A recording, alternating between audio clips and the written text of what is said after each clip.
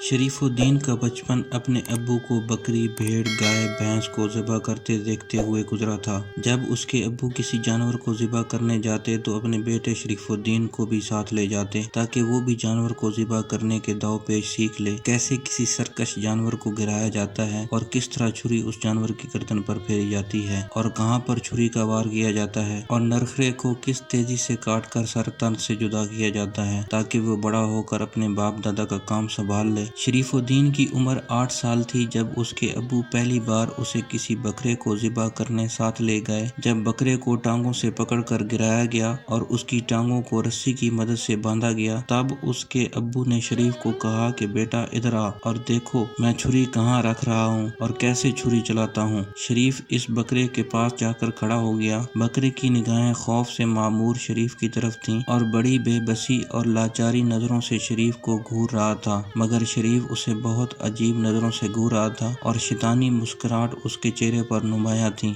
यहाँ मैं इन जानवरों के एजाज में ये कहना चाहूँगा कि कमाल का जिगरा है कि वो अल्लाह के हुक्म की तामील के लिए हमारी खुराक बनने को तैयार हो जाते हैं और खुद को छुरी के तेज धार के हवाले कर देते हैं। मौत का डर हर चीज को होता है और तकलीफ और तड़प हर जिस्म को होती है, मगर अल्लाह बेहतर जानता है कि इन जानवरों का क्या मकाम है अल्लाह के पास और ज़िबा होने के दौरान कैसी तकलीफ होती होगी, या फिर शायद अल्लाह इनकी तकलीफ को चुन लेता होगा। खैर, शरीफ खड़ा देख रहा था। उसके अब्बू ने एक आवाज बुलंद तकबीर पड़ी और बकरे की गर्दन पर छुरी फेरना शुरू कर दी। खून की गर्म धार निकली और शरीफ के चेहरे और कपड़ों पर जा गिरी। शरीफ बचपन से ही शैतान तबीयत का था। वो खिसियानी हंसी हंस रहा था और बकरे की गर्दन से निकले खून को देखे जा रहा था। जमीन पर खून बिखर चुका था। बकरा तड़प रहा था मगर उसकी टांगे बंधी हुई थी। उसको तड़पने तक की इजाजत नहीं थी। धीरे धीरे बकरा बेजान हो गया। जब उसके अब्बू ने छुरी शरीफ को थमाई तो वो छुरी को पकड़कर उस छुरी पर लगा खून देखने लग गया। अजीब मुसरत हो रही थी उसे। उसके बाद से वो रोज अपने अब्बू के साथ बड़े शौक से जाता और खून देखता। नरखरे से ताज़ा खून खर खर की आवाज से निकलता तो शरीफ को अजीब सी राहत मिलती और उसे बड़ी चाह होती कि किस दिन अब्बू मुझे कहेंगे कि बेटा आज तुम बकरा ज़िबा करो। खैर, 17 साल की उम्र में पहली बार शरीफ को अब्बे ने कहा कि एक जगह बकरा ज़िबा करना है, आज तुम अपनी महारत मुझे दिखाना। मुझे भी तो पता चले कितने सालों में तुमने क्या सीखा मुझसे और कितनी महारत सीख ली। ये सुनते ही शरीफ के चेहरे पर शैतानी मुस्कुराहट ज़ाहिर हुई और बहुत खुश हुआ कि आखिर गला काटने का वक्त आ ही गया, जिसका मुझे बड़ी शिद्दत से इंतजार था। और अपने अब्बू से कहने लगा, अब्बू आज देख लेना कि सर तन से जुदा कैसे होता है। मैंने क्या सीखा आज आपको दिखाऊंगा। जब बाप बेटा वहाँ पहुँचे तो एक तकड़ा बड़ा सा बकरा एक साइड पर बंधा हुआ था, जिसको देखकर शरीफ के अब्बू ने कहा, बेटा बकरा बड़ा है, तुमसे नहीं होगा, क्योंकि तुम्हारा पहला दिन है तो तुम किसी और दिन कर लेना जब बकरा छोटा होगा कोई। ये सुनते ही शरीफ को आग लग गई और कहा, नहीं अब्बू, इसे तो ज़िबा आज मैं ही करूंगा। मैंने आपको बड़े सरकश बैलों को ज़िबा करते देखा है। मैंने आपसे इतनी महारत सीख ली है कि इस जगह कोई सरकश बैल भी होता तो मैं उसे भी ज़िबा कर लेता। ये तो महज एक बकरा है। शरीफ का अब्बू मुस्कुराया और मान गया। शरीफ ने एक बड़ी सी छुरी ली और रेगमाल पर रगड़ते हुए बकरे को देखा। उसने बड़ी फुर्ती और महारत से बकरे को अकेले ही जमीन पर पटका और उसकी गर्दन को दबोच लिया और उसकी गर्दन पर बिना किसी इंतजार किए छुरी चलाना शुरू कर दिया। जैसे ही नरखरा कटा, उसमें से ताज़ा खून की धार जारी हुई। बकरा ज़िबा करने के बाद वो अपने पसंदीदा मंजर को बड़े ही लुत्फ से देखने लगा। शरीफ के चेहरे पर अजीब सी मुसरत थी और आंखों में अजीब सा सरूर था। इतने में शरीफ के अब्बू ने अपने बेटे की कमर थपथपाई और कहने लगा कि वाह बेटा, तूने तो कमाल कर दिया, किस कदर फुर्ती से काम किया। बकरा तो अपनी जगह से हिला तक नहीं, तू अब मुकम्मल कसाई बन गया है। अगली बार खैर हुई तो गाय या भैंस को ज़िबा तुमसे कराऊंगा। ये सुनकर शरीफ फख्र महसूस करने लगा। इसी तरह वक्त गुजरता गया। शरीफ मुकम्मल कसाई का काम संभालने लग गया। गाय, भैंसों और सरकश बैलों को ज़िबा करने की महारत कमाल की सीख चुका था। शरीफ जब से इस काम में आया काफी ताकतवर और तवाना हो चुका था, लिहाजा जहाँ भी किसी बैल को ज़िबा कराना मकसूद होता तो पहला नाम शरीफ का होता। ईद उल अजहा पर सबसे ज्यादा आर्डर्स शरीफ को ही मिलते, वो भी बैलों और गाय को ज़िबा करने के आर्डर मिलते। 6 साल तक वो ये काम करता रहा, मगर अब शरीफ का दिल इन सब से उकता चुका था। अब उसे इस काम में दिलचस्पी नहीं रही थी, उसे मजा नहीं आ रहा था। अब वो चाहता था कि अगर ये छुरी किसी इंसान की गर्दन पर चलाऊं तो ही मजा आएगा। शरीफ का पागलपन इस कदर बढ़ चुका था कि जब भी किसी आदमी से बातचीत करता तो उसकी नजर उस आदमी के नरखरे पर होती और साथ साथ मन ही मन में सोच रहा होता कि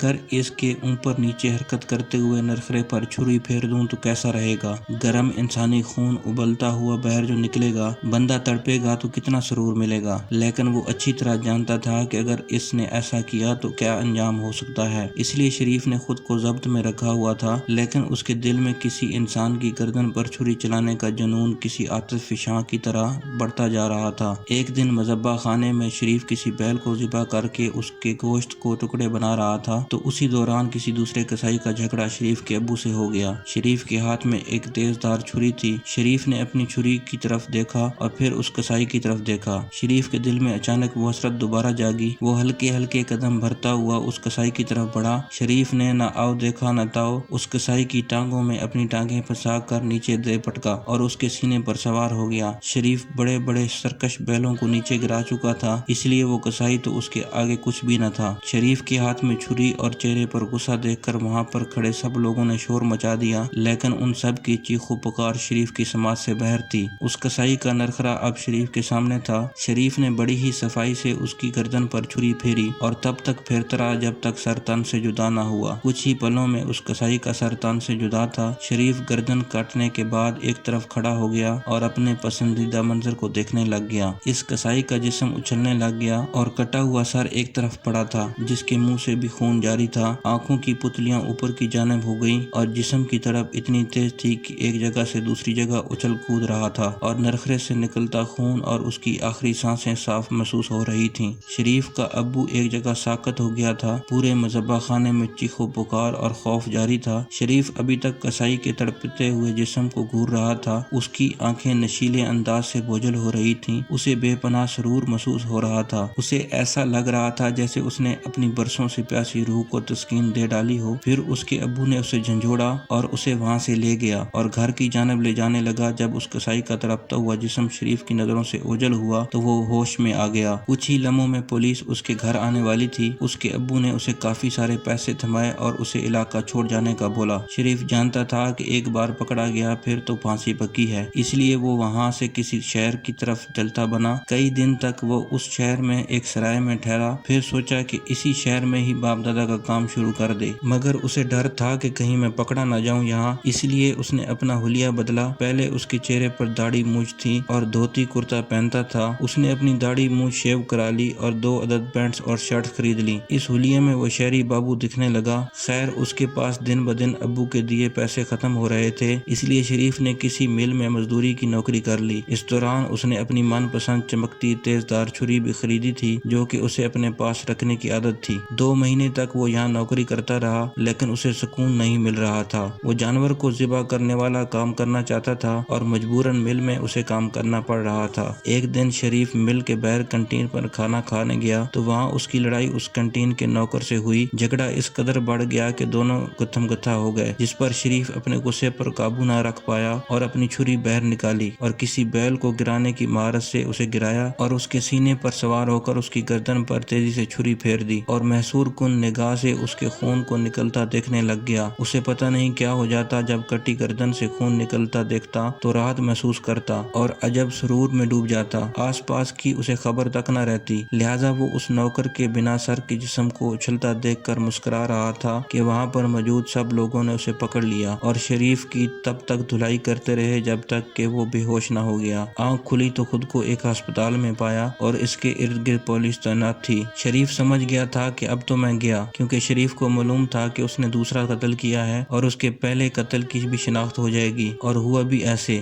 گاؤں سے کسائیوں کو بلایا گیا، ان لوگوں نے اسے پہچان لیا اور اس کے بعد شریف کو تھانے لے جایا گیا۔ 5 دن بعد شریف کو عدالت لے جا کر سزا دلوانا تھی، اس لیے اسے باقی سب قیدیوں سے الگ دوسرے لاک اپ میں رکھا جہاں قتل والوں کو رکھا جاتا ہے۔ اس لاک اپ میں پہلے سے ہی ایک بہت طاقتور سا بندہ قید تھا۔ وہ ایک بہت بڑا سمگلر تھا اور کنٹریکٹ کلر بھی تھا۔ اس کو 3 دن بعد ہی عدالت لے جانا تھا۔ ان دونوں میں بات چیت ہوئی تو سمگلر کو شریف کی باتیں بھاگ گئیں کہ کس طرح اس نے 2 قتل کیے۔ شریف ایک شفاق قاتل تھا اور سمگلر کو اس میں اپنا پالتو کتا نظر آنے لگ گیا۔ سمگلر چونکہ خود بھی ایک کنٹریکٹ کلر تھا، مگر اس نے صرف گن کی گولیوں سے ہی قتل کیے، مگر یوں چھری سے ذبح کر دینا سمگلر کو کافی دلچسپ لگا۔ سمگلر نے اسے اپنے گروہ میں شامل ہونے کی پیشکش کی تو شریف بولا کہ تم پر بھی قتل کا کیس ہے اور مجھ پر بھی، ہم دونوں کو پھانسی ہی ہونی ہے۔ इस पर उस स्मगलर ने अपना नाम बताते हुए कहा कि मुझे लोग लाला गफूर के नाम से जानते हैं, मेरे अंडर बहुत से मुजरिम लोग काम करते हैं। 3 दिन बाद मुझे अदालत ले जाया जाएगा, मगर इससे पहले कि मुझे अदालत ले जाया जाए इन रिश्वतखोर पुलिस वालों की मदद से मैं रातों रात निकल जाऊंगा। तुम्हें मेरे साथ काम करना है तो मेरे साथ चलो, वरना इंतजार करो फांसी का। शरीफ ने बिना देर किए हमें भर ली और दोनों ने हाथ मिला लिया। अगली रात जिन पुलिस वालों को रिश्वत दी थी उनकी थाने में ड्यूटी थी। उन पुलिस वालों ने लाला गफूर स्मगलर से प्लान कर लिया था कि आज रात के दूसरे पहर जब सब सो रहे होंगे तो तुम अपने बंदों से कहकर हमला करवा देना और वो फर्जी फायरिंग करके तुम लोगों को यहाँ से छुड़ा ले जाएंगे, ताकि हम ऊपर अफसरान को बता सकें कि अचानक हुए हमले में 2 मुजरम फरार हो गए। और फिर सब कुछ प्लान के मुताबिक ही हुआ और वो सुबह पंजाब से सुबह सिंध जा पहुंचे। वहाँ गफूर भाई का एक अड्डा वरानी जगह पर था जहाँ वो अपने सारे धंधे किया करता था। उस अड्डे के बारे में किसी को मालूम न था। शरीफ को कई दिन तक लाला गफूर ने कोई काम न दिया। फिर लाला गफूर ने उसे पैसे वसूली का काम दिया। अगर कोई स्मगलिंग के माल का पैसा लेट देता या ना देता तो शरीफ को वहाँ भेजा जाता वसूली के लिए, मगर शरीफ वसूली करने जाता और वो ना देते तो शरीफ उनका गला काट देता था। इस तरह शरीफ 2 और कत्ल कर बैठा। लाला गफूर इस पर भड़क उठा और कहा कि तुम मेरे एक कुत्ते हो, तुम मेरी मर्जी के खिलाफ कुछ मत किया करो, जितना कहा जाए उतना ही किया करो। इस पर शरीफ को बहुत गुस्सा आया। उसका मन किया कि लाला गफूर का गला काट दे, मगर वो जानता था कि अगर इसने ऐसा किया तो उसके बंदे उसे नहीं छोड़ेंगे। शरीफ गफूर की गुलामी नहीं कर सकता था, इसलिए वो वहाँ से जाना चाहता था, लेकिन वो जानता था कि अगर पूछ कर जाऊंगा तो वो मुझे जाने नहीं देगा और अगर बिना पूछे जाऊंगा तो लाला गफूर मुझे ढूंढ लेगा और मार डालेगा। तो इसलिए शरीफ लाला गफूर को ही मारने का प्लान करने लगा। एक दिन लाला गफूर शराब के नशे में धुत बैठा था। इतने में शरीफ उसके पास गया और लाला गफूर से कहने लगा कि मुझे आपके साथ मजीद काम नहीं करना, लिहाजा मुझे जाने दिया जाए। तो गफूर ने उसे गालियां देते हुए कहा कि अबे ओ पालतू कुत्ते, तुझे कहा है कि मेरी इजाजत के बगैर तू कहीं नहीं जा सकता, अगर जाएगी तो तेरी लाश जाएगी। इस पर शरीफ ने उसे पकड़ कर गिरा दिया और गले से खड़खड़ाहट की आवाज आना शुरू हो गई, क्योंकि शरीफ ने अपनी कसाई वाली महारत से उसका गला काट दिया। लाला गफूर को इसका जरा भी अंदाजा नहीं था कि ऐसा भी हो सकता था। वो एक ताकतवर आदमी था, मगर वो शराब के नशे में था और ताकत के मामले में शरीफ भी कम न था। गफूर का जिस्म किसी मछली की तरह तड़पने लगा और कमरे में खून ही खून फैल गया। गफूर अपनी टांगों को फर्श पर रगड़ रहा था और हाथों को जमीन पर लगाकर घुटनों के बल उठने की कोशिश कर रहा था, मगर उसकी गर्दन कमर की तरफ लटक गई थी। नरखरे से खून का फुआरा फूट रहा था। शरीफ खून का मंजर देख रहा था और उसे उठता देखकर उसने अपनी छुरी से उसकी लटकी हुई गर्दन को बालों से पकड़कर एक ही वार से काटकर सर तन से जुदा कर दिया और उसके सर का मुंह वाला हिस्सा अपनी तरफ करके बोला कि शरीफ कभी किसी का कुत्ता नहीं बनता, तूने मुझे कुत्ता बोलकर अपनी मौत को आवाज दे डाली। गफूर की आंखें जैसे शरीफ को देख रही थी और यूं लग रहा था जैसे वो इसके आखिरी अल्फाज मरते मरते सुन रहा हो। शरीफ ने उसके मुंह पर थूका और सर को एक तरफ फेंक दिया। उसके बाद शरीफ ने गफूर की सरकटी लाश की जेब से पैसे निकाले और वहाँ से फरार हो गया और शहर कराची आ पहुंचा। यहाँ शरीफ ने काफी दिन अयाशी की, औरतों में दिलचस्पी और शराब पीना वगैरह वगैरह शुरू कर दिया। रातों रात बेशुमार पैसा औरतों पर और अयाशी पर लुटा देता और सुबह जेब खाली हो जाती। पैसा खत्म होते ही वो किसी जुआ खेलने वाले अमीर का पीछा करता और रात के अंधेरे में उसका सर काट देता और पैसा निकाल लेता। इस तरह उसकी सर काटने की लत और पैसों की जरूरत दोनों पूरी हो जाती। एक दिन एक आदमी काफी सारा पैसा लेकर जा रहा था। वो एक गरीब आदमी था जिसका पीछा शरीफ कर रहा था, मगर शरीफ को उस पर वार करने का मौका न मिला और पीछा करते करते उसके घर तक जा पहुंचा। उस आदमी के घर सिर्फ उसकी बीवी और उसका 6 साल का बच्चा था। उस वैशी ने फैमिली के कम अफराद देखते हुए उन पर हमला कर दिया और उसकी बीवी और बच्चे का मुंह बांध दिया और उस आदमी को जो कि उस वास्ते दे रहा था उसे कहा कि मुझे वो पैसे दो जो अभी लाए हो। उस गरीब ने लाख कहा कि मैं बहुत गरीब हूँ, ये पैसे मैं अपनी बीवी के जेवर बेचकर लाया हूँ उधार चुकाने के लिए, और घर के हालात भी सही नहीं है, बच्चे की स्कूल की फीस और घर का राशन भी लेना है। मगर उस दरिंदा सिफत इंसान पर इस बात का कोई असर न हुआ और उसको पकड़कर जमीन पर दे पटका और अपनी छुरी फेरने वाली प्यास बुझाने के लिए तैयार हो गया। उस बंदे ने बहुत वास्ते दिए और कहा कि पैसे भी ले जाओ लेकिन हमें छोड़ दो, लेकिन उसने एक ना सुनी और उसकी बीवी और बच्चे दोनों के सामने उस आदमी की गर्दन काटना शुरू कर दी। उस आदमी का जिस्म फड़फड़ाने लग गया। शरीफ उसकी गर्दन को जिस्म से जुदा कर रहा था। बीवी की आंखें खौफ से ये सारा मंजर देख रही थी। उस दरिंदा सिफत ने वो काटा हुआ सर भयानक हंसता हुआ उसकी बीवी की गोद में रख दिया और कह के लगाने लग गया और ये देखकर उसकी बीवी को हार्ट अटैक हो गया और उसने भी वहीं دم توڑ دیا اور شریف پیسے لیتا ہوا وہاں سے غائب ہو گیا۔ کسی کو کئی دن تک ان لاشوں کا پتہ نہ چلا اور وہ بچہ جس کے منہ پر پٹی باندھی تھی وہ بھی دم گھٹنے اور بھوک پیاس سے مر گیا۔ جب لاشوں سے بدبو آئی تو پتہ چلا محلے والوں کو کہ 4 دن سے ان کی لاشیں گھر پر سڑتی رہیں۔ پھر ایک دن یوں ہی راہ چلتے شریف کی نظر ایک لڑکی پر پڑی۔ وہ بہت غریب تھی اور بے سہارا بھی تھی۔ پتہ نہیں کیسے اس صفاک قاتل اور جانور کا مردہ دل اس غریب سی لڑکی پر آ گیا اور اسے شادی کا بول دیا۔ شاید بہت خوبصورت تھی اس لیے جلد ہی ان کی شادی ہو گئی۔ شریف نے پہلے تو اپنا درندگی والا کام نہ چھوڑا، مگر جب اس کے بیٹے سیف الدین کی پیدائش ہوئی تو شریف نے وہ کام چھوڑ دیا اور ایک حلال طریقے سے پیسہ کمانا شروع کر دیا۔ جب شریف کے بیٹے سیف الدین کی عمر 10 سال ہوئی تو اس کے بعد شریف کے ساتھ بہت ہی بھیانک واقعات پیش آنے لگ گئے۔ ہوا کچھ یوں کہ ایک دن شریف اپنے گھر میں اکیلا سو رہا تھا۔ دوپہر کا وقت تھا۔ اچانک سے اسے کسی کے قرانے کی آواز آئی۔ شریف تھوڑا سا کھسمسایا اور کروٹ بدل کر پھر سو گیا۔ اس بار قرانے کی آواز بالکل کان کے قریب محسوس ہوئی اور اسے بدبو کا احساس بھی ہوا۔ شریف نے آنکھ کھولی تو شریف مارے ڈر کے وہیں بت بن گیا۔ سانس پھولنے لگ گئی کیونکہ اس نے ایک چھوٹے بچے کا بھیانک سا چہرہ اپنے چہرے کے بالکل قریب پایا۔ کچھ دیر دونوں ایک دوسرے کو گھورتے رہے۔ بچہ غصے سے گھور رہا تھا اور شریف ڈر سے۔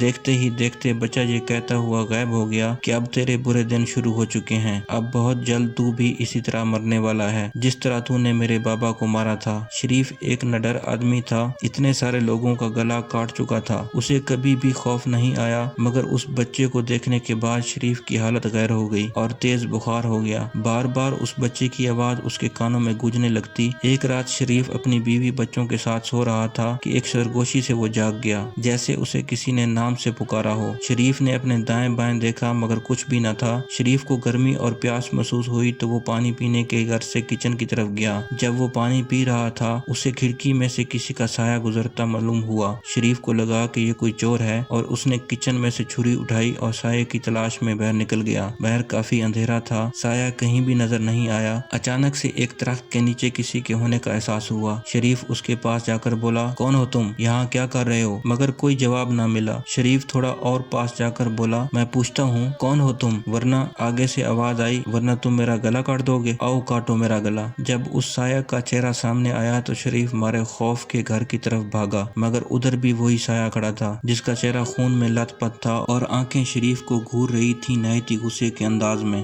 یہ اس آدمی کی روح تھی جو غریب آدمی بیوی کا زیور بیچ کر گھر جا رہا تھا اور شریف نے بیوی بچے کے سامنے اس کا گلا کاٹا تھا۔ شریف بہت بکھلا گیا تھا، اسے کچھ بھی سمجھ نہیں آ رہا تھا۔ شریف نے جو چھری کچن سے اٹھائی تھی وہ اسے پھینکتے ہوئے ماری مگر کچھ بھی نہ ہوا۔ اتنے میں وہی چھری اس آدمی کی روح نے اٹھائی اور اپنا گلا کاٹنا شروع کر دیا اور ساتھ میں بولتا جا رہا تھا، تجھے بھی اسی طرح خود کا گلا کاٹنا ہوگا، تجھے گلا کاٹنا اچھا لگتا ہے نا، تو اب تو بھی اپنا گلا کاٹے گا۔ اتنے میں اس کی گردن سے خون کا فوارہ پھوٹ پڑا اور خون ہی خون زمین پر پھیل گیا۔ شریف کا یہ سمن پسند منظر اسے خوفزدہ کر رہا تھا۔ شریف دوڑتا ہوا گھر کی جانب بڑھا تو اس آدمی کی روح بھیانک ہنسنے لگی۔ شریف گھر جاتے ہی اپنی بیوی کو خوف سے پکارا، جس پر اس کی بیوی دوڑتی ہوئی آئی اور پوچھا کہ کیا ہوا۔ شریف ڈرتے ہوئے بولا کہ وہ مجھے مار ڈالیں گے۔ کون مار ڈالیں گے؟ شریف کی بیوی نے حیرت سے پوچھا۔ اس پر شریف چپ ہو گیا اور کہا، کچھ نہیں، تم سو جاؤ۔ اس کی بیوی حیرت سے اسے دیکھ رہی تھی مگر شریف نے نظریں جھکا لیں اور سونے چلا گیا۔ سوتے ہوئے وہ یہ سوچ رہا تھا کہ ایسا کیسے ہو سکتا ہے، میں نے تو اسے کئی سال پہلے ہی مار ڈالا تھا اور اب جسے دیکھا اور جو منظر میں نے دیکھا وہ سچ تھا یا میرا وہم؟ شریف کو آنکھوں دیکھے منظر کا یقین نہیں ہو رہا تھا۔ اتنے میں اس نے کروٹ بدلی تو سامنے وہ آدمی، اس کی بیوی اور بچہ کھڑے تھے۔ بہت ہی بھیانک شکلیں تھیں، کمرے کی مدھم روشنی میں ان کے چہرے اور بھی بھیانک نظر آ رہے تھے۔ اس آدمی کا گلا اس کے ہاتھ میں تھا، اس کی بیوی کی آنکھیں باہر کو نکلی ہوئی تھیں، بال کھلے اور چہرے پر خون ٹپک رہا تھا اور بچے کا چہرہ بالکل سفید اور سیاہ آنکھیں تھیں۔ شریف کی اس بار چیخ نکل گئی، جس پر ساتھ پڑی ہوئی بیوی اور سیف الدین اس کا بیٹا جاگ گیا۔ بیوی نے فوراً لائٹ جلائی اور پوچھا کہ کیا ہوا ہے۔ شریف بار بار دہرا رہا تھا، یہ مجھے نہیں چھوڑیں گے، یہ مجھے مار ڈالیں گے۔ بیوی نے پھر وہی سوال کیا کہ کون مارے گا آپ کو، آپ مجھے کیوں نہیں بتا رہے؟ اس پر شریف نے سامنے دیوار کی طرف اشارہ کیا اور کہا، وہ جو مجھ پر کہہ کے لگا رہے ہیں۔ بیوی نے ادھر دیکھا مگر کوئی بھی نہ تھا۔ آپ کو کیا ہو گیا ہے؟ آج کل آپ ڈرے ڈرے سے کیوں رہتے ہیں؟ کیا بات آپ کو پریشان کر رہی ہے؟ مجھے بتائیں، شریف کی بیوی نے روتے ہوئے پوچھا۔ تو شریف نے کہا، تمہیں یہ لوگ نظر نہیں آ رہے؟ تمہیں ان کی بھیانک شکلیں نظر نہیں آ رہی؟ یہ دیکھو، یہ مجھ پر ہنس رہے ہیں اور کہہ رہے ہیں اپنا گلا کاٹو۔ بیوی نے ڈرتے ہوئے ادھر उधर देखा मगर कोई भी दिखाई न दिया। शरीफ की बीवी को शक हो चुका था कि जरूर कोई गैर मरई मखलूक है जो सिर्फ शरीफ को दिखाई दे रही थी। जैसे तैसे रात गुजर गई। शरीफ की बीवी सुबह सवेरे पड़ोसियों के घर गई और उनको सारा माजरा बताया। उन लोगों ने कहा कि जरूर कोई जन्नात का मामला है। उन लोगों ने शरीफ की बीवी को एक बाबा के पास जाने का कहा मगर वो बहुत ही दूर दराज का रहने वाला था। शरीफ की बीवी जब घर आई तो शरीफ को कहा कि तुम मेरे साथ चलो उस बाबा के पास, मगर शरीफ ने इनकार कर दिया तो उसकी बीवी भी ना गई। अगली रात जब शरीफ सो रहा था तो उसे बदबू महसूस हुई जैसे पहले महसूस होती थी। बदबू इतनी तेज थी कि शरीफ की आंख खुल गई। जैसी ही आंखें खुली तो अपने कंबल पर उस आदमी का कटा हुआ सर नजर आया जिसमें से खून निकल रहा था और आंखें शरीफ को घूर रही थीं।